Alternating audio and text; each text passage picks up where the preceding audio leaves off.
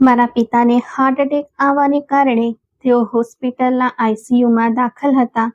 ડોક્ટરે કહ્યું કે એમનું બચવું અશક્ય છે. મેં બળજબરીથી મિલકત, જમીન જાયદાદના કાગળો પર એમનો અંગૂઠો લગાવી લીધો અને પત્નીને લઈને અમેરિકા આવી ગયો. આવતા વખતે પાડોશીને પૈસા આપીને કહ્યું કે જ્યારે પિતા ગુજરી જાય તો એમની અંતિમ ક્રિયા કરી દેજો. હું ઓફિસના કામથી અમેરિકા જઈ રહ્યો છું. કેટલાક દિવસો પછી પાડોશીએ ફોન કર્યો. તમારા પિતા ગુજરી ગયા છે અને મેં એમની અંતિમ ક્રિયા કરાવી દીધી છે. મેં રાહતનો શ્વાસ લીધો અને પોતાની જિંદગીમાં આગળ વધી ગયો. ઘણા વર્ષો પછી હું ઓફિસમાં બેઠો હતો ત્યારે મારા નામે એક ટપાલ આવી. તે એક લાલ બોક્સ હતું. મેં એને ખોલીને જોયું તો મારું દિલ ધબકારો ચૂકી ગયો, કારણ કે આ સમય ગિરિધરભાઈ માટે ખૂબ જ મુશ્કેલ હતું. જ્યારે એમનો દીકરો પોતાની પત્ની અને બાળકોને લઈને એક નવા ઘરમાં શિફ્ટ થઈ ગયો હતો. વહુ અને દીકરાના ગયા પછી હવે તેઓ ઘરમાં એકલા રહી ગયા હતા. સવારે ઉઠીને પોતાની ચા પોતે બનાવતા, પછી અખબાર વાંચતા અને આખો દિવસ ઘરના દરવાજે બેસીને લોકોને આવતા જતા જોયા કરતા. એક દિવસ એમની તબિયત કંઈક ઠીક નહોતી લાગી રહી. એમના છાતીમાં દુખાવો હતો અને શ્વાસ લેવામાં તકલીફ થઈ રહી હતી. એમણે વિચાર્યું કે કદાચ ગેસના કારણે આવું થઈ રહ્યું હશે. એમણે ઘરગથ્થુ નુસ્ખા અપનાવ્યા, પરંતુ આરામ ન મળ્યો તો રિક્ષા કરીને ડોક્ટરને બતાવવા જતા રહ્યા. ડોક્ટરે ચેકઅપ પછી કહ્યું કે કેટલાક ટેસ્ટ કરાવવા પડશે. બની શકે કે હૃદય સંબંધિત કોઈ સમસ્યા હોય. ઘરે આવીને ગિરિધરભાઈએ પોતાના દીકરા કેયુરને ફોન કર્યો. સાંજનો સમય હતો. તેઓ જાણતા હતા કે કેયુર ઓફિસેથી નીકળી ગયો હશે. ફોનની ઘંટડી વાગતી રહી પણ ફોન ન ઉપાડ્યો. ગિરિધરભાઈએ 5 મિનિટ રાહ જોઈને ફરીથી પ્રયાસ કર્યો. આ વખતે ફોન ઉપાડી લેવાયો. બીજી તરફથી કેયુરનો અવાજ આવ્યો. એણે ખબર અંતર પૂછ્યા વગર સીધું જ કહ્યું, પિતાજી. હા પિતાજી, બોલો, શું વાત છે? મેં તમને કેટલી વાર કહ્યું છે કે ઓફિસના સમયમાં ફોન ન કર્યા કરો? ગિરિધરભાઈનું ગળું સુખાઈ ગયું. એમણે ધીમા અવાજે કહ્યું, દીકરા, 8 વાગી રહ્યા છે. મને લાગ્યું કે તું ઓફિસેથી ફ્રી થઈ ગયો હોઈશ. કેયુરે કહ્યું, મારું કામ 8 વાગે પૂરું નથી થતું. તમે કહો, શું કામ છે? તો ગિરિધરભાઈએ કહ્યું, દીકરા, આજે મારી તબિયત ઠીક નહોતી લાગી રહી. ડોક્ટર પાસે ગયો હતો તો એમણે કેટલાક ટેસ્ટ કર્યા છે. મને થોડો ડર લાગી રહ્યો છે. વિચાર્યું તને જણાવી દઉં.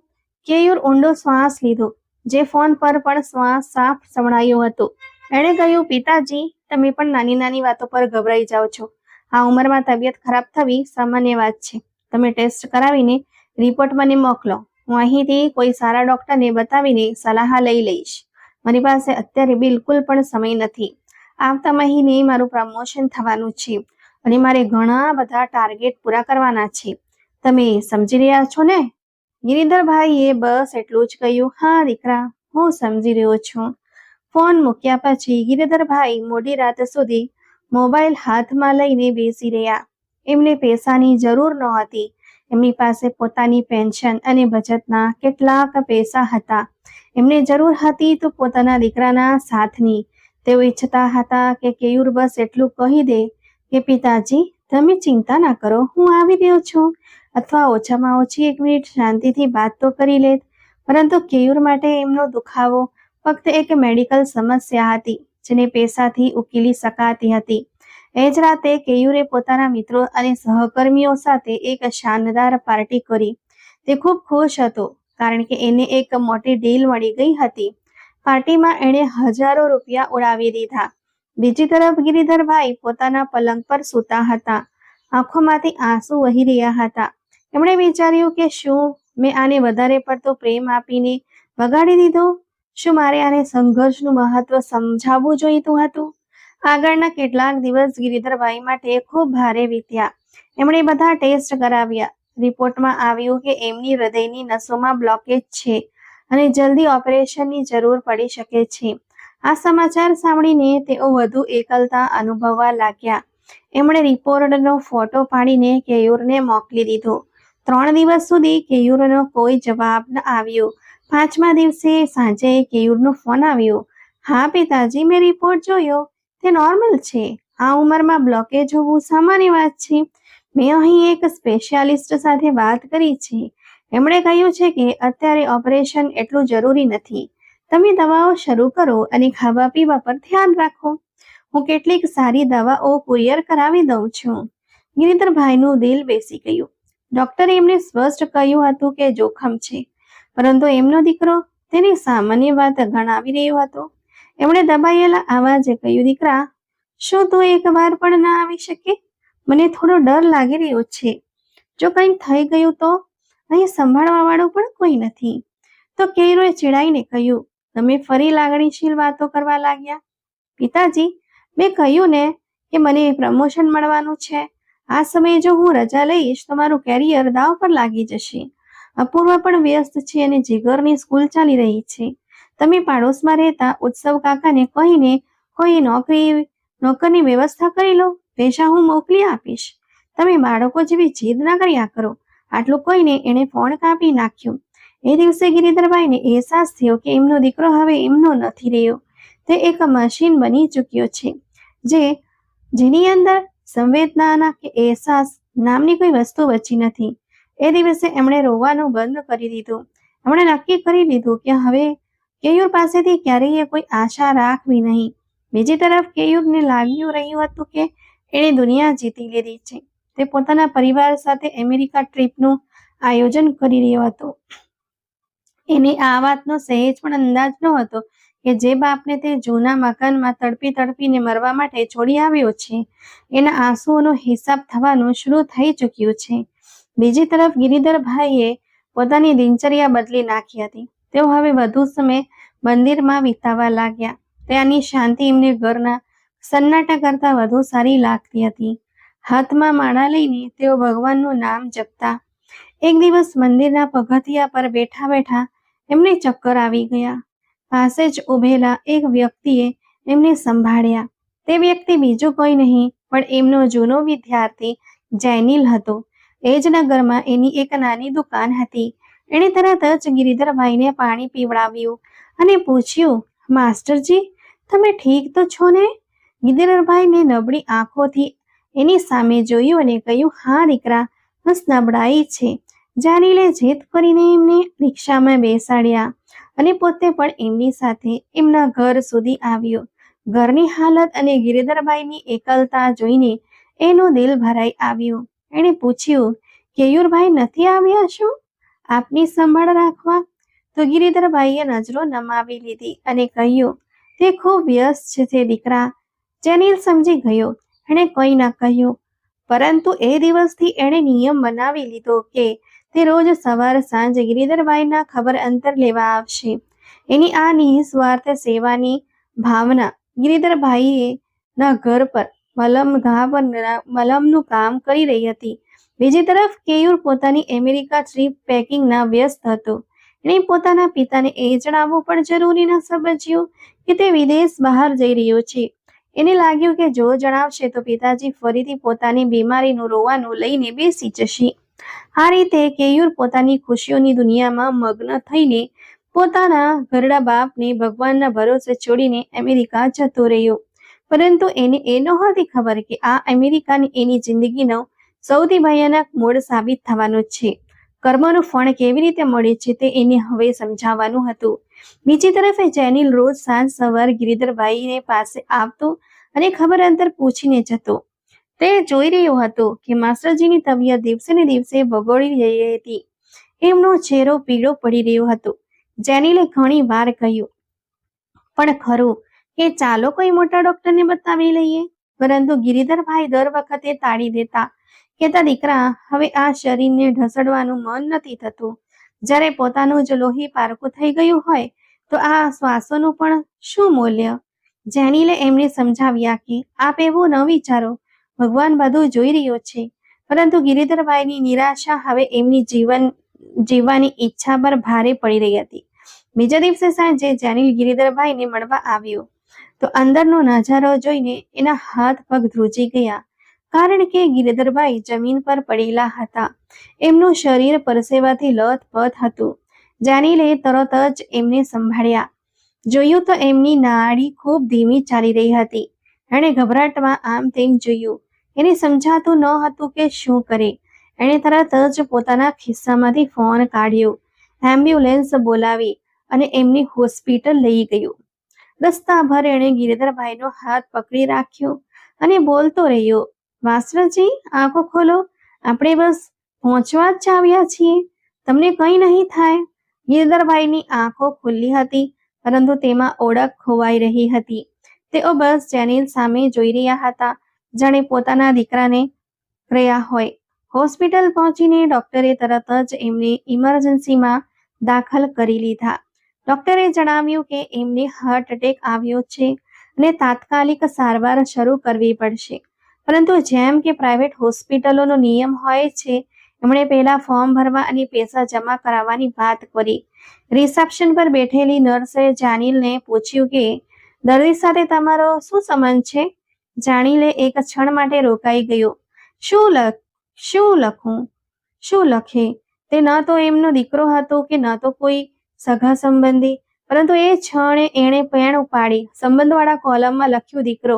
એણે પોતાના ખિસ્સામાંથી બધા પૈસા કાઢીને જમા કરાવી દીધા, જેણે આવતા મહિનાની દુકાનના ભાડા અને સામાન માટે રાખ્યા હતા. બીજી તરફ ડોક્ટરે સારવાર શરૂ કરી તો જાનીલે ઘણીવાર કેયુરને ફોન જોડ્યો, મેસેજ પણ મોકલ્યો કે કેયુર ભાઈ, તમારા પિતાજીની તબિયત ખૂબ ખરાબ છે, એમને હાર્ટ એટેક આવ્યો છે, પ્લીઝ તરત ફોન ઉપાડો. પરંતુ આ મેસેજ પર એક જ સિંગલ ટીક બનીને રહી ગયું, કારણ કે કેયુર તો પોતાની જ દુનિયામાં મસ્ત હતો. એને આ વાતની ખબર ન હતી કે એના પિતા જિંદગી અને મોત વચ્ચે જંગ લડી રહ્યા છે અને એક અજાણ્યો છોકરો એમનો દીકરો બનીને ઊભો છે. આખી રાત જેનિલ હોસ્પિટલના બેન્ચ પર બેસી રહ્યો.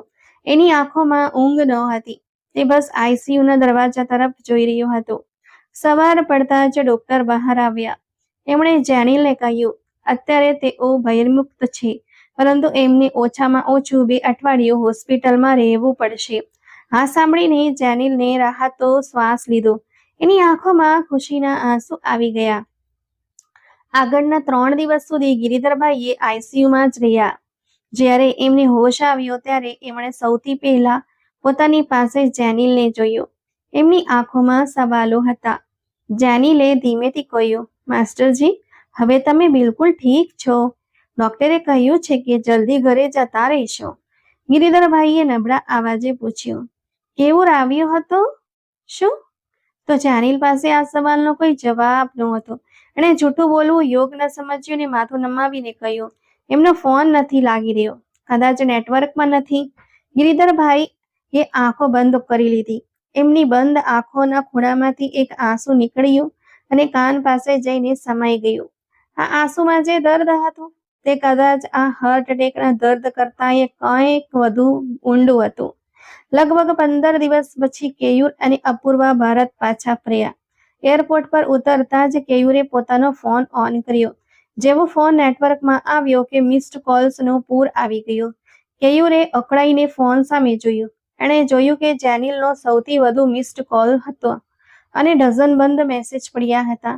એણે વિચાર્યું કે નક્કી પિતાજીએ ફરી કોઈ નાટક શરૂ કર્યું હશે.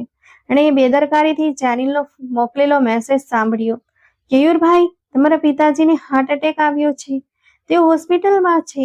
આ સાંભળતા જ કેયુરના પગ નીચેથી જમીન સરકી ગઈ. એક ક્ષણ માટે એણે લાગ્યું કે એણે ખોટું સાંભળ્યું છે, પરંતુ જ્યારે એણે બાકીના મેસેજ વાંચ્યા ત્યારે એને પરિસ્થિતિની ગંભીરતાનો અંદાજ આવ્યો. પરંતુ નવાઈની વાત એ પણ હતી કે એના મનમાં દુઃખ કરતાં વધુ ગુસ્સો આવ્યો. એને ગુસ્સા આ વાતનો આવ્યો કે એની આટલી શાનદાર ટ્રીપનો અંત આવી ખરાબ ખબરથી થયો.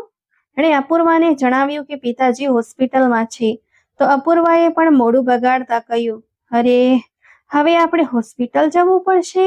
હજુ તો આપણે થાકેલા આવ્યા છીએ, કાલે ઓફિસ પણ જોઈન કરવાની છે. તે કેયુરે કહ્યું કે જવું તો પડશે જ, નહીં તો સગા સંબંધીઓ વાતો બનાવશે, સમજમાં નાક કપાઈ જશે. કેયુરે એ જ વખતે હોસ્પિટલ માટે કેબ બુક કરી અને હોસ્પિટલ પહોંચ્યા.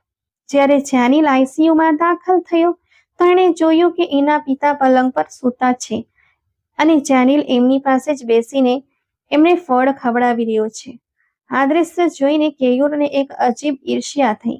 એને લાગ્યું કે આ બહારનો છોકરો એના પિતાની આટલો નજીક કેમ છે.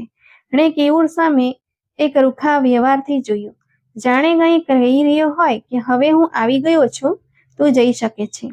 જેનિલે કેયુરને જોઈને રાહતનો શ્વાસ લીધો. એણે ઊભા થઈને કહ્યું, ભાઈ તમે આવી ગયા? ડોક્ટર સાહેબ રાઉન્ડ પર છે, હમણાં આવશે. કેયુરે જેનિલનો આભાર માનવો તો દૂર, એની સાથે સારી રીતે વાત પણ ન કરી. એણે પિતા પાસે જઈને ઔપચારિક રીતે પૂછ્યું, હવે તમે કેમ છો? તો ગિરિધરભાઈએ પોતાની આંખો ખોલી અને દીકરા સામે જોયું. એમની આંખોમાં એ ચમક નહોતી જે પહેલા હોતી હતી. એમણે કોઈ જવાબ ના આપ્યો, બસ ચૂપચાપ જોતા રહ્યા. કેયુરને આ શાંતિ ખૂંચી ગઈ. એણે વિચાર્યું કે હું આટલે દૂરથી આવ્યો છું અને આ વાત પણ નથી કરી રહ્યા. એણે ડોક્ટરને મળવાનું કહીને ત્યાંથી નીકળવું જ યોગ સમજ્યું. બહાર આવીને કેયુરે કેટલીક નોટો કાઢીને જેનિલ તરફ લંબાવી. આલે તારા આવવા જવાનો ખર્ચો અને જે પણ તે કર્યું એના માટે. તો જેનિલે એ પૈસા સામે જોયું ને હાથ જોડીને કહ્યું, ભાઈ મેં આ બધું પૈસા માટે નહોતું કર્યું. માસ્ટરજી મારા ગુરુ પણ છે અને પિતા સમાન પણ છે. એમનું ઋણ હું પૈસાથી ચૂકવી શકું તેમ નથી. તમે આ પૈસા રાખો અને એમનું ધ્યાન રાખો. આટલું કહીને જેનિલ ત્યાંથી જતો રહ્યો. કેયુર હાથમાં નોટો લઈને ઊભો રહી ગયો. એને પહેલી વાર અહેસાસ થયો કે એના પૈસા દરેક જગ્યાએ નથી ચાલી શકતા. એણે ડોક્ટર સાથે વાત કરી અને નક્કી કર્યું કે જેવા પિતા સાજા થશે તે એમને પાછા ઘરે મૂકીને શહેર લૌટી જશે. એને લાગ્યું કે એણે પોતાની જવાબદારી નિભાવી દીધી છે. તે આવી ગયો છે અને બિલ ભરી દીધું છે. એના હિસાબે આ જ સેવા હતી.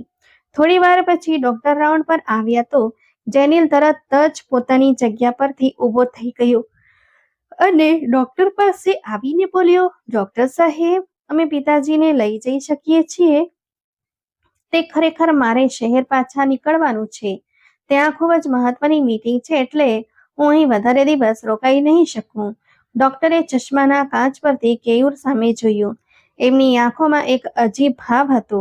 એમણે કહ્યું, મિસ્ટર કેયુર, તમારા પિતાને અત્યારે ખૂબ જ આરામ અને સંભાળની જરૂર છે.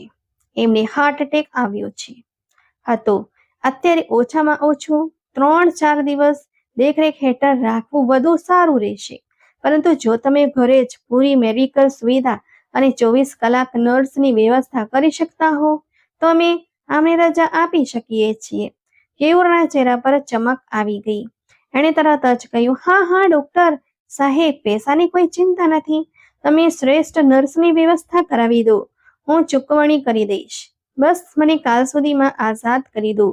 ડોક્ટરે ગિરિધરભાઈ તરફ જોયું, જેઓ શાંતિથી પોતાના દીકરાની ઉતાવળ જોઈ રહ્યા હતા. એમની આંખોમાં દુઃખ નહોતું પણ સ્વીકૃતિ હતી. એમણે માની લીધું હતું કે તેઓ પોતાના દીકરા માટે હવે ફક્ત એક જવાબદારી બની ગયા છે, જેને તે જલ્દીથી જલ્દી ટાળવા માંગે છે.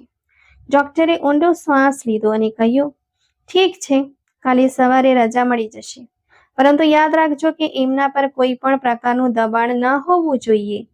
તો કેયુરે હસતા હસતા કહ્યું, અરે ડોક્ટર સાહેબ, દબાણ શાનું હશે? હું આવી ગયો છું ને, બધું સંભાળી લઈશ. બીજી સવારે ગિરિધરભાઈને હોસ્પિટલમાંથી રજા મળી ગઈ. કેયુરે કાર મંગાવી જેથી પિતાને ઘરે લઈ જઈ શકાય. જ્યારે તેઓ હોસ્પિટલમાંથી બહાર નીકળ્યા તો જેનિલ ગેટ પર જ ઊભો હતો. એના હાથમાં કેટલાક ફળો હતા. કેયુરે એને જોયો તો એના કપાળ પર કરચલીઓ પડી ગઈ. એને લાગ્યું કે આ છોકરો ફરીથી સહાનુભૂતિ મેળવવા આવી ગયો છે. જેનિલ આગળ વધ્યો અને એણે ગિરિધરભાઈના પગ સ્પર્શ કર્યો. એને કહ્યું, માસ્ટરજી, હવે તમે ઠીક લાગી રહ્યા છો. ઘરે જઈને આરામ કરજો. ગિરિધરભાઈએ એના માથા પર હાથ મૂક્યો. એમનો હાથ કંપી રહ્યો હતો. ત્યારે જ કેયુરે જેનિલને કહ્યું, ઠીક છે, હવે અમે જઈ રહ્યા છીએ. તું તારું કામ જો, અમને હેરાન ન કર. જેનિલે કંઈ ન કહ્યું, બસ પાછળ હટી ગયો. કાર જ્યારે જૂના વિસ્તારની ગલીઓમાં દાખલ થઈ તો કેયુરનું નાક સિવાય ગયું. જગ્યાએ જગ્યાએ કચરાના ઢગલા અને ખુલ્લી ગટરોની બદબૂ એનાથી સહન નહોતી થઈ રહી. એણે ડ્રાઈવરને કહ્યું કે કાચ બંધ કરી દે. ગિરિધરભાઈ બારી બહાર જોઈ રહ્યા હતા. આ ગલીઓ એમની પોતાની હતી. અહીંની ધૂળમાં એમની પોતાની યુવાની વીતી હતી.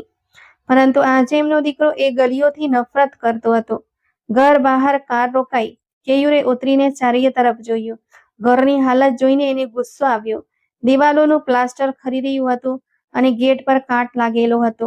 ઘરની અંદર જતા જ એક અજીબ ભેંચવાળી ગંધે એમનું સ્વાગત કર્યું. કેયુરે તરત જ પોતાના ખિસ્સામાંથી રૂમાલ કાઢીને નાક પર રાખી લીધો. એણે અપૂર્વાને ફોન કર્યો, જે હોટલમાં રોકાયેલી હતી. એણે કહ્યું, અપૂર્વા, તું અત્યારે ના આવતી, અહીં ખૂબ ગંદકી છે. હું પિતાજીને સરખા કરીને આવું છું. તું પેકિંગ શરૂ કર, આપણે કાલે સવારે જ નીકળીશું.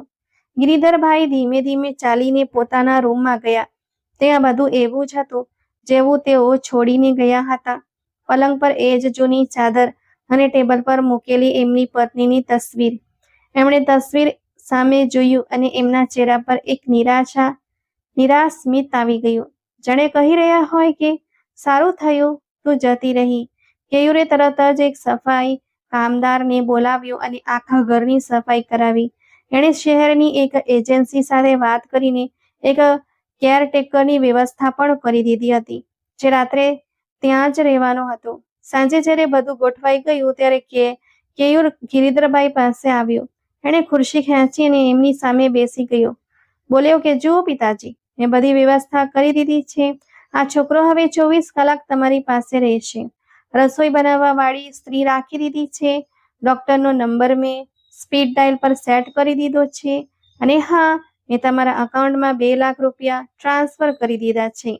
જો કોઈ ઇમરજન્સી હોય તો ઉપયોગ કરી લેજો. ગિરિધરભાઈએ દીકરા તરફ જોયું. તેમણે પહેલી વાર પોતાની શાંતિ તોડી અને કહ્યું, દીકરા, તું કાલે જ જઈ રહ્યો છે?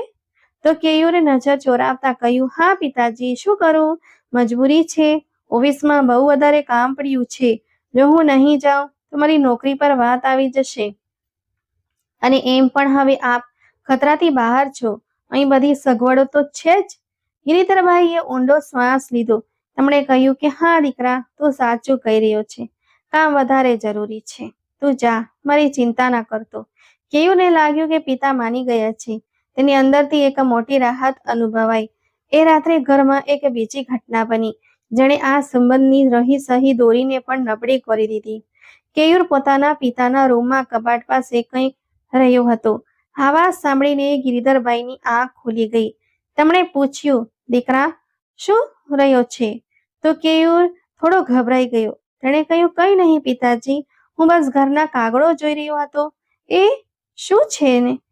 કે આપની તબિયતનો કોઈ ભરોસો નથી. ભગવાન ન કરે જો આપને કંઈ થઈ ગયું તો પછી બહુ કાનૂની ઝંઝટો થાય છે. એટલા માટે હું વિચારતો હતો કે જો આપ એક વસિયત બનાવી દો અથવા મિલકતના કાગળો મારા નામ કરી દો તો સરળતા રહે. હું આપનો એકમાત્ર દીકરો છું, તો બધું મારું જ છે ને, પણ કાગળિયા કાર્યવાહી પૂરી કરીએ તો સારું. ગિરિધરભાઈ સ્તબ્ધ થઈ ગયા. તેમને પોતાના કાન પર વિશ્વાસ ના આવ્યો. શું સંબંધોનું પતન આ હદ સુધી હોઈ શકે? શું પૈસાની ભૂખ ઇન્સાનિયતને આટલી પાડી દીધી છે? એમણે કેયુરને જોયો. એ જ કેયુર જેણે તેમણે પોતાની છાતીએ લગાડીને સુવડાવ્યો હતો. ગિરિધરભાઈનું દિલ એકવાર ફરી તૂટી ગયું. આ વખતે આવાજ ન થયો, પણ દુઃખ પહેલા કરતા ક્યાંય વધારે ઊંડું હતું.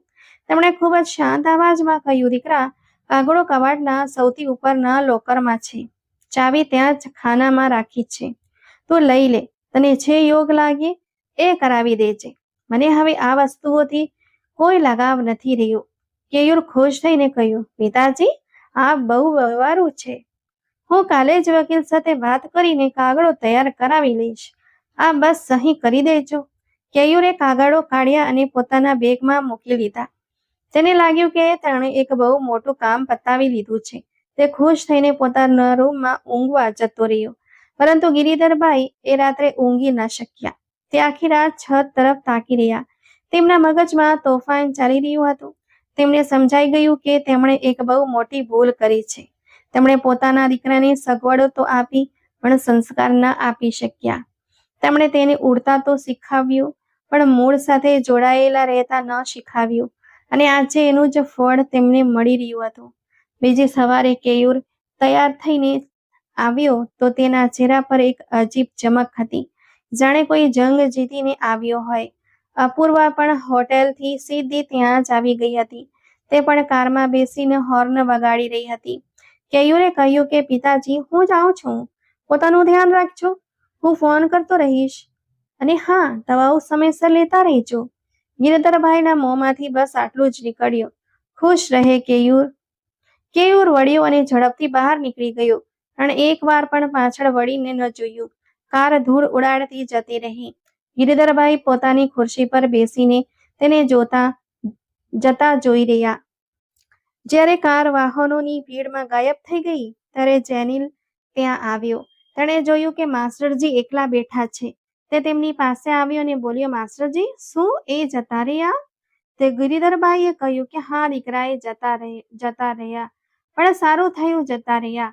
હવે મારે એક જરૂરી કામ કરવાનું છે. જેનિલે પૂછ્યું, શું કામ છે માસ્ટરજી? તો ગિરિધરભાઈની આંખોમાં એક નવી ચમક હતી. તેમણે કહ્યું, જેનિલ, મને વકીલ પાસે લઈ જા. મારે મારી વસિયત બદલવી છે. જેનિલ હેરાન થઈ ગયો. તેણે કહ્યું, પણ માસ્ટરજી, હમણાં જ તો આપ હોસ્પિટલથી આવ્યા છો. અત્યારે આરામ કરો. આ બધું પછી થઈ જશે. ગિરિધરભાઈએ કહ્યું, ના બેટા, હવે વધુ વાર નથી કરવી. જે ભૂલ મેં આટલા વર્ષો સુધી કરી છે, તેને સુધારવાનો સમય આવી ગયો છે. મારી પાસે વધારે સમય નથી બચ્યો. મારે મારા કર્મોનો હિસાબ સરભર કરવો છે. એ બપોરે ગિરિધરભાઈએ એવું પગલું ભર્યું જેનો પડદો તેમના દીકરા સુધી પણ પહોંચવાનો હતો. તેમણે શહેરના સૌથી પ્રખ્યાત વકીલને પોતાના ઘરે બોલાવ્યા. જેનિલને સમજાતું ન હતું કે માસ્ટરજી શું કરવાના છે. સાંજે વકીલે જતી વખતે કહ્યું, આપ બેફિકર રહો. હું કાલે જ બધા કાગળો તૈયાર કરાવી દઈશ અને રજીસ્ટર કરાવી દઈશ. ત્યારબાદ દુનિયાની કોઈ પણ તાકાત આપના નિર્ણયને ચેલેન્જ નહીં કરી શકે. ગિરિધરભાઈએ હાથ જોડીને તેમનું સન્માન કર્યું. વકીલના ગયા પછી ગિરિધરભાઈના ચહેરા પર એક અજીબ શાંતિ હતી. એવી શાંતિ જે તેમણે છેલ્લા ઘણા વર્ષોથી અનુભવી નહોતી.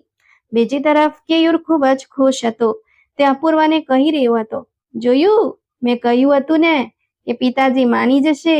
હવે આ મિલકત પણ આપણી થઈ જશે. આપણે આને વેચીને એક શોપિંગ મોલ પણ બનાવી શકીએ છીએ. અપૂર્વા પણ ખુશ હતી. તેણે કહ્યું, હા, આ તો સારો વિચાર છે. એમ પણ ત્યાં કોણ રહેવા જવાનું છે? સારું થયું તમે સમયસર વાત કરી દીધી. બંને પતિ પત્ની પોતાની જ દુનિયામાં મસ્ત હતા. તેમને અંદાજો પણ નહોતો કે તેમના પિતાએ બાજી પલટી નાખી છે. જેને તેઓ એક લાચાર અને વૃદ્ધ માણસ સમજી રહ્યા હતા, તેમણે પોતાની જિંદગીની સૌથી મોટી ચાલ ચાલી દીધી છે. આગામી કેટલાક દિવસોમાં ગિરિધરભાઈની તબિયતમાં ઝડપથી સુધારો આવ્યો. કદાચ જ્યારે મગજનો બોજ હળવો થઈ જાય છે, ત્યારે શરીર પણ સાથ આપવા લાગે છે. બીજી તરફ કેયુર બહુ ખુશ હતો. તેની પાસે ઘરના જૂના કાગળો હતા અને પિતાની મૌખિક સંમતિ પણ હતી. તેણે પોતાના મિત્રો અને એજન્ટો સાથે વાત પણ શરૂ કરી દીધી કે કેવી રીતે એ જૂની હવેલીને સારી કિંમતમાં વેચી શકાય. અપૂર્વા પણ ખુશ હતી કે ચાલો, એક મોટી જવાબદારી માથેથી ઉતરી. તેઓ બંને વીકેન્ડ પર મિત્રો સાથે પાર્ટી કરી રહ્યા હતા અને આવનારા પૈસાના સપના જોઈ રહ્યા હતા. બીજી તરફ ગિરિધરભાઈ પહેલા કરતા વધુ શાંત અને ખુશ દેખાઈ રહ્યા હતા. તેમના ચહેરા પર ચિંતાની એ રેખાઓ નહોતી જે કેયુરના આવ્યા પહેલા રહેતી હતી. જેનિલ પણ તેમનું પૂરું ધ્યાન રાખી રહ્યો હતો. સાંજે જ્યારે જેનિલ પોતાની દુકાન બંધ કરીને આવતો, ત્યારે બંને પરસાળમાં બેસીને ચા પીતા અને વાતો કરતા. ત્યાં લગભગ 2 મહિના પછી કેયુરની ઓફિસમાં એક કુરિયર આવ્યું. કેયુર પોતાની કેબિનમાં બેસીને એક પ્રેઝન્ટેશન તૈયાર કરી રહ્યું હતું. પટાવાળાએ આવીને એક પીળો લિફાફો તેની ટેબલ પર મૂક્યા તો કેયુરે જોયા વગર જ તેને એક બાજુ મૂકી દીધો. તેને લાગ્યું કે કોઈ નોટિસ કે ક્રેડિટ કાર્ડનું બિલ હશે. બપોરના જમ્યા પછી જ્યારે તે નવરો થયો, ત્યારે તેની નજર એ લિફાફા પર પડી. તેના પર મોકલારનું નામ વાંચીને તે ચોંકી ગયો. તેના પર લખ્યું હતું, સબ રજિસ્ટ્રાર ઓફિસ. કેયુરનું માથું ભડક્યું. તેણે લિફાફો ખોલ્યો. અંદરથી જે કાગળ નીકળ્યો તે વાંચીને તો કેયુરના પગ નીચેથી જમીન સરકી ગઈ. આ કોઈ મામૂલી કાગળ નહોતો. આ એક કાનૂની નોટિસ હતી. એમાં સ્પષ્ટ શબ્દોમાં લખ્યું હતું કે ગિરિધરભાઈએ પોતાની વસિયત બદલી નાખી છે. સાથે એ પણ લખ્યું હતું કે કેયુરનો હવે એ મકાન કે કોઈ પણ મિલકત પર કોઈ પણ કાનૂની હક નથી. નોટિસની નીચે ગિરધરભાઈની સહી હતી અને સાથે સાક્ષી તરીકે જેનિલનું નામ લખેલું હતું. કેયુરને પોતાની આંખો પર વિશ્વાસ ન આવ્યો. તેણે કાગળ ફરીથી વાંચ્યો. તેને લાગ્યું કે આ કોઈ મજાક છે.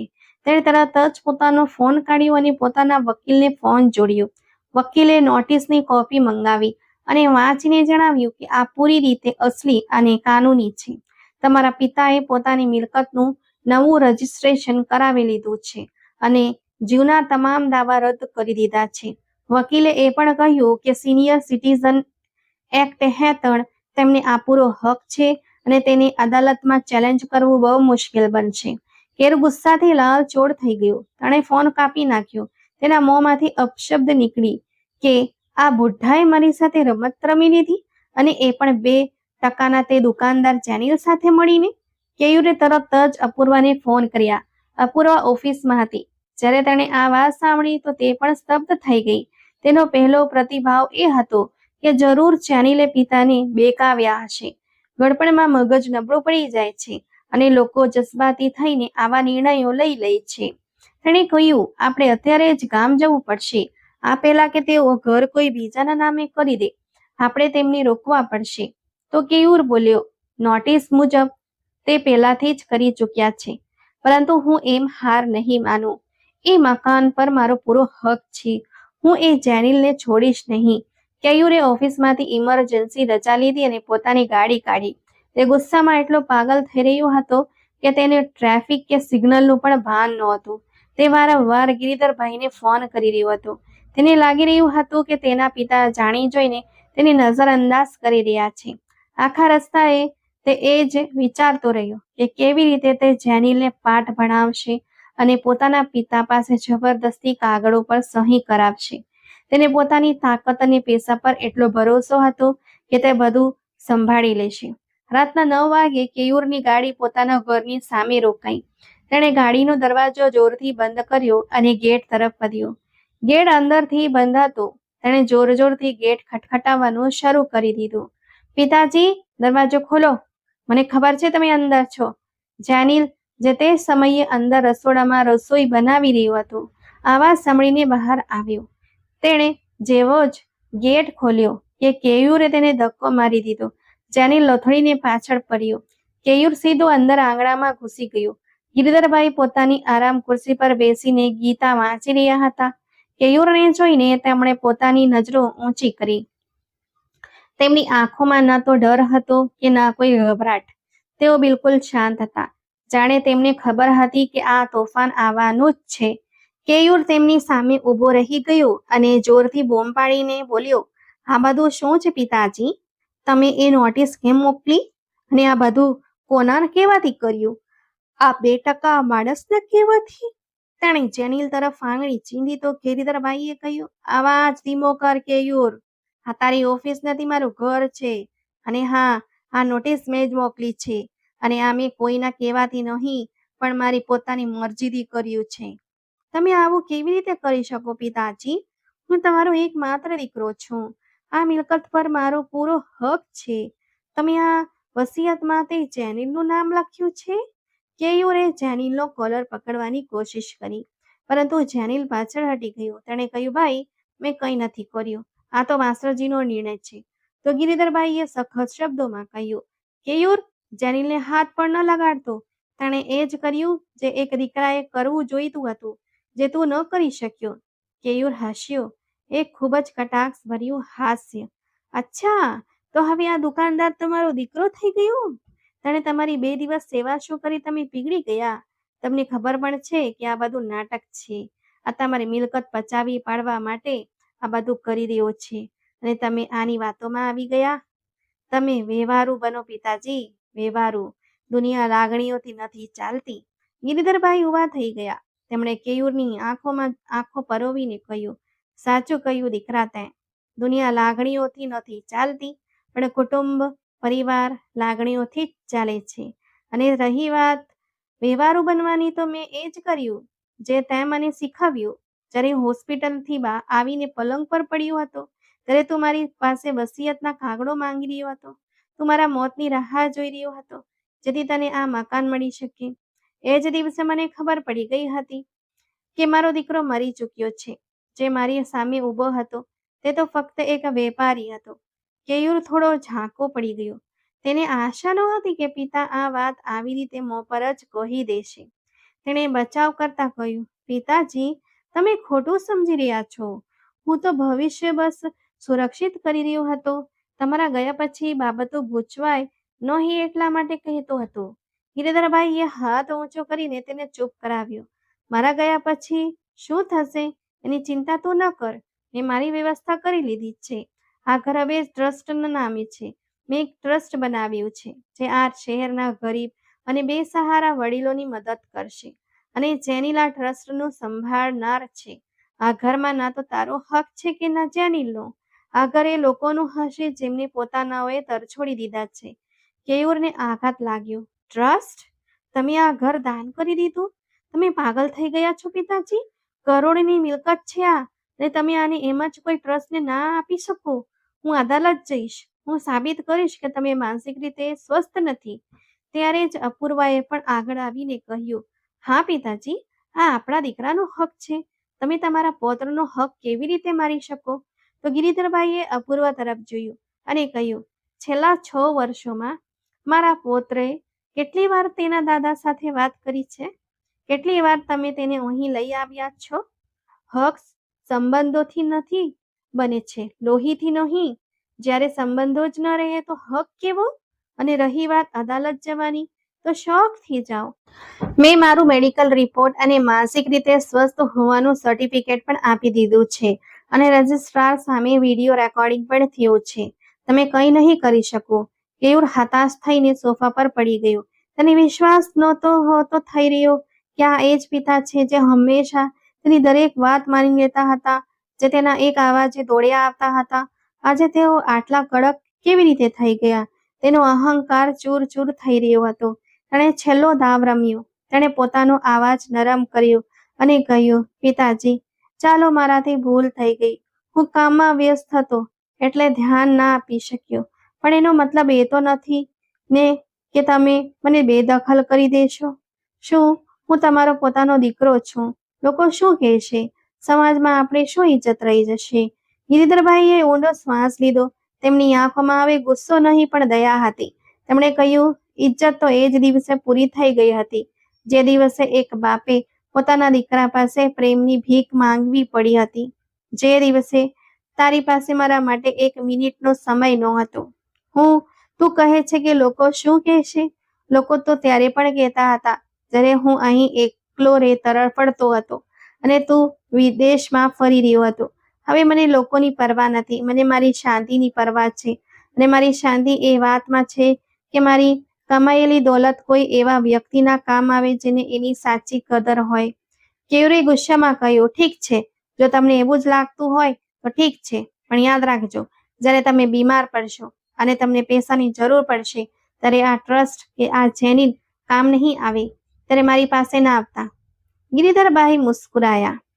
તેમણે કહ્યું, એની જરૂર નહીં પડે દીકરા. મેં મારી પેન્શન અને બાકીની બચત પણ ટ્રસ્ટમાં આપી દીધી છે. ત્યાં મારી સેવા પણ થશે અને ઇજ્જત પણ. વેશ્ય પણ. જે દીકરાએ હોસ્પિટલમાં બાપને છોડીને જવાની જીદ કરી હોય એની પાસે આશા રાખવી જ મૂર્ખામી છે. કેયુરને લાગ્યું કે હવે અહીં રોકાવાનો કોઈ ફાયદો નથી. તે હારી ચૂક્યો હતો. તેણે અપૂર્વાનો હાથ પકડ્યો અને કહ્યું, ચાલ અહીંથી. આ માણસને પોતાના હાલ પર છોડી દે. તેમને લાગે છે કે આ પૈસાનું દાન કરીને મહાન બની જશે. ચાલો જોઈએ છીએ કે કેટલા દિવસ ચાલે છે એમનું આ ટ્રસ્ટ. કેયુર પગ પછાડતો બહાર નીકળ્યો. અપૂર્વાએ પણ એક વાર નફરતભરી નજરે ઘર તરફ જોયું અને ચાલી ગઈ. ગાડી સ્ટાર્ટ થવાનો અવાજ આવ્યો અને પછી સન્નાટો છવાઈ ગયો. ગિરિધરભાઈ પોતાની જગ્યાએ એમ જ ઊભા રહ્યા. જેનિલ તેમની પાસે આવ્યો અને બોલ્યો, માસ્ટરજી, તમે ઠીક છો ને? તો ગિરિધરભાઈએ જેનિલ તરફ જોયું. તેમની આંખોમાંથી આંસુ વહી નીકળ્યા. આ આંસુ દુઃખના નહોતા. આ એ બોજ ઉતરી જવાના હતા જે તેઓ વર્ષોથી ઊંચકી રહ્યા હતા. તેમણે કહ્યું, હા જેનિલ, હું ઠીક છું. આજે મેં મારા આંસુઓનો પહેલો હિસાબ કર્યો છે, પણ અસલી હિસાબ તો હજુ બાકી છે. કેયુરને હજુ સમજ નથી પડી કે તેણે શું ગુમાવ્યું છે.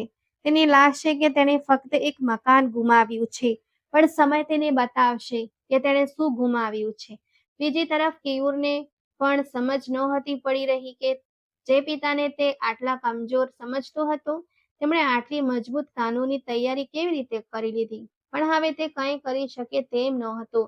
સૌથી મોટી મુશ્કેલી એ હતી કે તેણે આ મિલકતના ભરોસે કેટલીય વેપારી જવાબદારીઓ લઈ રાખી હતી. તેને લાગ્યું હતું કે ત્યાંથી મોટો રૂપિયો મળશે, જેનાથી તે તેના કેટલાક જૂના દેવા ચૂકવી દેશે અને નવી કારનો હપ્તો પણ ભરી દેશે. હવે એ બધો બોજ તેના માથા પર આવી પડ્યો હતો. કેટલાક મહિના આ જ તણાવમાં વીતી ગયા. તેનું પૂરું ધ્યાન મિલકતના મુદ્દા અને પૈસાની ખેંચતાણ પર જ લાગેલું હતું, જેના કારણે તેનું પોતાના કામ પરથી ધ્યાન હટી ગયું હતું. તે ઓફિસમાં ચીડચીડો રહેવા લાગ્યો. પોતાની ટીમ પર વગર કારણે બૂમો પાડવી તેની આદત બની ગઈ હતી. જે પ્રમોશનની તેને આશા હતી, તેને કંપનીએ હોલ્ડ પર મૂકી દીધું હતું. અને પછી એક દિવસ એવું થયું જેની તેણે કલ્પના પણ નહોતી કરી. કંપનીનું એક ગ્લોબલ ઓડિટ થયું અને તેમાં કેયુરના ડિપાર્ટમેન્ટમાં ઘણી ખામીઓ જોવા મળી. વહીવટી તંત્રે તેને ગંભીરતાથી લીધું. બીજા દિવસે કેયુર ઓફિસ પહોંચ્યો તો તેને HR હેડના કેબિનમાં બોલાવવામાં આવ્યો. ત્યાંનું વાતાવરણ ખૂબ જ કડક હતું. HRએ તેને એક કવર આપ્યું. આ નોકરીમાંથી કાઢી મૂકવાનો પત્ર નહોતો, પણ આ એનાથી પણ ખરાબ હતો. તેને તેના હોદ્દા પરથી નીચે ઉતારી દેવામાં આવ્યો હતો અને તેનો પગાર અડધો કરી દેવામાં આવ્યો હતો. સાથે જ તેણે ચેતવણી આપવામાં આવી કે જો આગામી 4 મહિનામાં તેનું પ્રદર્શન સુધરશે નહીં, તો તેને નોકરીથી હાથ ધોવા પડશે. આ તેના માટે બહુ મોટો આઘાત હતો. તેનો ઊંચો દરજ્જો આ મોટા પગાર પર જ ટકેલો હતો. હવે જ્યારે પગાર અડધો થઈ ગયો હતો, ત્યારે તેના માટે ઘરનો હપ્તો અને બાળકોનો ફીનો ખર્ચ ઉપાડવો અશક્ય જેવો બની ગયો હતો. કેયુરે જ્યારે તે સાંજે ઘરે પહોંચ્યો ત્યારે તે પૂરી રીતે તૂટી ચૂક્યો હતો. તેણે અપૂર્વાને આ બધું જણાવ્યું તો તેને આશા હતી કે અપૂર્વા તેની સહારો આપશે અને કહેશે કે કોઈ વાંધો નહીં, આપણે મળીને સંભાળી લઈશું. પરંતુ અપૂર્વાનો પ્રતિક્રિયા સાવ ઉલટી જ હતી. તે ભડકી ગઈ. તેણે કહ્યું, તમે આટલા અણસમજુ કેમ હોઈ શકો? તમને ખબર છે ને કે આપણા ખર્ચાઓ કેટલા વધારે છે. હવે આપણે જીગરની ફી કેવી રીતે ભરીશું? મારી પાર્ટીઓનું શું થશે? આપણે આવતા મહિને ન્યૂયોર્ક જવાના હતા, એનું શું થશે? તમે તમારા અહંકારના ચક્કરમાં બધું બરબાદ કરી દીધું. પહેલા એ મિલકત ગુમાવી અને હવે પોતાની નોકરી પણ જોખમમાં મૂકી દીધી. તમે એક નંબરના નિષ્ફળ માણસ છો. નિષ્ફળ? આ શબ્દ કેયુરના દિલમાં તીરની જેમ વાગ્યો. જે પત્ની માટે તેણે પોતાના બાપને છોડી દીધો હતો, આજે એ જ પત્ની તેને નિષ્ફળ કહી રહી હતી. હવે દિવસે ને દિવસે કેયુરની હાલત બગડતી જતી હતી. એક દિવસ તણાવના કારણે તેણે ઓફિસમાં ચક્કર આવી ગયા. સાથીઓએ તેને હોસ્પિટલ પહોંચાડ્યો. જ્યારે તેની આંખ ખુલી ત્યારે અપૂર્વા તેની પાસે બેઠી હતી, પરંતુ તેના ચહેરા પર ચિંતા કરતાં વધારે ગુસ્સો હતો. તેણે કહ્યું, ડોક્ટરે કહ્યું છે કે તમારે આરામની જરૂર છે, પણ આરામ કરશો કેવી રીતે? ઘરનો હપ્તો બાકી રહી ગયો છે. બેંકવાળા ફોન કરી રહ્યા છે. તેઓ કહી રહ્યા છે કે જો આવતા અઠવાડિયા સુધી પૈસા નહીં આપો તો તેઓ ઘર સીલ કરવાનું નોટિસ મોકલી દેશે. કેયુરે પોતાની બંધ આંખોમાંથી એક આંસુનું ટીપું સરકતું અનુભવાયું, કારણ કે આજે તે પોતાની જ જિંદગીનો ગુલામ બની ચૂક્યો હતો. બીજા દિવસે જ્યારે તે ઘરે આવ્યો તો તેને લાગ્યું કે આ ઘર તેને ખાવા દોડી રહ્યું છે. દિવાલો પર લાગેલી મોંઘી પેઇન્ટિંગ્સ તેની મજાક ઉડાવી રહી હતી. તેને અહેસાસ થયો કે આ 4 દિવાલો ઘર નથી, આ તો ફક્ત ઈંટ અને પથ્થરનું એક માળખું છે. ઘર તો એ હતું જે તે ગામડામાં છોડીને આવ્યો હતો. એ ઘર જ્યાં દિવાલોમાંથી ભેજની મહેક આવતી હતી, પણ સંબંધોમાં હૂંફ હતી. જ્યાં ભય તળિયું કાચું હતું, પણ લોકોના દિલ પાક્કા હતા. આજે તેને પોતાના કર્યા પર ખૂબ પસ્તાવો થઈ રહ્યો હતો. તેણે નિર્ણય કર્યો કે હવે બહુ થયું. તેણે પોતાના ગુનાહોની પ્રાયશ્ચિત કરવાનું જ પડશે. પણ શું હવે બહુ મોડું નહોતું થઈ ગયું? શું પિતાજી તેને માફ કરી દેશે? તે રાત્રે કેયુરે પોતાના ઘમંડનો પૂરેપૂરો ત્યાગ કરી દીધો અને બીજા દિવસે સવાર પડતા જ પોતાના ગામ તરફ નીકળી ગયો. રસ્તાભર તેને લાગતું રહ્યું કે શું તે પિતાના એ આંસુઓનો હિસાબ ચૂકવી શકશે? જે તેની વજહથી રહ્યા હતા. જ્યારે તે ગામ પહોંચ્યો ત્યારે સાંજ થઈ ચૂકી હતી. ગામની ગલીઓએ જ જતી, પરંતુ કેયુરની નજર બદલાઈ ગઈ હતી. આજે તેને ત્યાં ગંદકી અને કાદવ નહોતો લાગી રહ્યો, પણ પોતાપણું દેખાઈ રહ્યું હતું. તે ડરતા ડરતા પોતાના ઘર તરફ આગળ વધ્યો. તેને ડર હતો કે ક્યાંક પિતાજી તેને ધક્કો મારીને ઘરમાંથી કાઢી ન મૂકે. જેવો તે ઘરની નજીક પહોંચ્યો, તેને અંદરથી ધાર્મિક કાવ્યોનો અવાજ સંભળાયો. ગેટ ખુલ્લો હતો. કેયુરે અંદર કદમ મૂક્યો તો સામેનું દૃશ્ય જોઈને તે સ્તબ્ધ થઈ ગયો. આંગણામાં લગભગ 100 લોકો બેઠા હતા. કેયુર ખૂણામાં ઊભો રહી ગયો. તેની હિંમત નહોતી થતી કે તે આગળ વધે, છતાં પણ તેણે આવાજ લગાવ્યો, પિતાજી! તો બધાની નજર દરવાજા તરફ ફરી. ગિરિધરભાઈએ પોતાના ચશ્મા સરખા કરતા જોયું. એક પળ માટે સન્નાટો છવાઈ ગયો. કેયુરની નજર ઝૂકેલી હતી. તે ગુનેગારની જેમ ઊભેલો હતો. તે ધીમે ધીમે ચાલીને ગિરધરભાઈ પાસે આવ્યો અને તેમના પગમાં પડીને ધ્રુસકે રોવા લાગ્યો. પિતાજી, મને માફ કરી દો. મેં ખૂબ જ ખોટું કર્યું. હું આંધળો થઈ ગયો હતો. મને મારા કર્મોની સજા મળી ગઈ છે. પ્લીઝ મને માફ કરી દો. બસ મને એક મોકો આપી દો. હું બધું ઠીક કરી દઈશ. ગિરિધરભાઈએ ઊંડો શ્વાસ લીધો અને બોલ્યા, દીકરા, કેટલાક સંબંધો સમય રહેતા સંભાળી લેવાય તો જ સારા લાગે છે. જ્યારે પોતાના લોકોનું દિલ તૂટી જાય છે, ત્યારે માફી પણ એ દુઃખને પાછું નથી લાવી શકતી. આજે તું પસ્તાઈ રહ્યો છે, પણ એ દિવસ તે એકવાર પણ એ ન વિચાર્યું કે એક વૃદ્ધ બાપને તું બેસહારા છોડી રહ્યો છે? તેમણે ઊંડો શ્વાસ લીધો અને કહ્યું, હું તને અભિશાપ નહીં આપું, પણ હવે મારા દિલમાં તારા માટે કોઈ જગ્યા નથી બચી. તું જઈ શકે છે. આ સાંભળતા જ કેયુરની આંખોમાંથી આંસુ વધુ તેજ વહેવા લાગ્યા. તે કશુંક પળ ત્યાં જ બેસી રહ્યો. કદાચ આશા રાખતો હતો કે પિતાજી તેને રોકી લેશે, પરંતુ ગિરિધરભાઈ ચૂપચાપ પાઠમાં બેસી ગયા. કેયુર ધીમેથી ઊભો થયો. એક વાર ફરી પોતાના ઘરેને જોયું, એ આંગણાને જોયું જ્યાં તેણે પોતાનું બાળપણ વિતાવ્યું હતું, અને પછી ભારે પગલે બહાર તરફ ચાલી નીકળ્યો. એ દિવસે પહેલી વાર તેને સમજાયું કે કેટલાક નિર્ણયો જિંદગી બદલી નાખે છે અને કેટલીક ભૂલો એવી હોય છે જેની માફી પણ નથી મળતી. તો મિત્રો, દુનિયામાં દરેક ભૂલની માફી મળી શકે છે, પરંતુ મા બાપના દિલ પર લાગેલી ચોટનું દુઃખ ક્યારેય માફ નથી થઈ શકતું. એટલા માટે સમય રહેતા પોતાના મા બાપની કદર કરો, કારણ કે જ્યારે તેઓ ચાલ્યા જાય છે તો દુનિયાની કોઈ પણ દોલત મા બાપની ખોટ પૂરી નથી કરી શકતી. મિત્રો, તમને આ વાર્તા કેવી લાગી? લાઈક, કોમેન્ટ કરીને જરૂરથી જણાવજો. અને જો ચેનલ પર નવા છો તો પ્લીઝ સબસ્ક્રાઈબ કરજો. આભાર.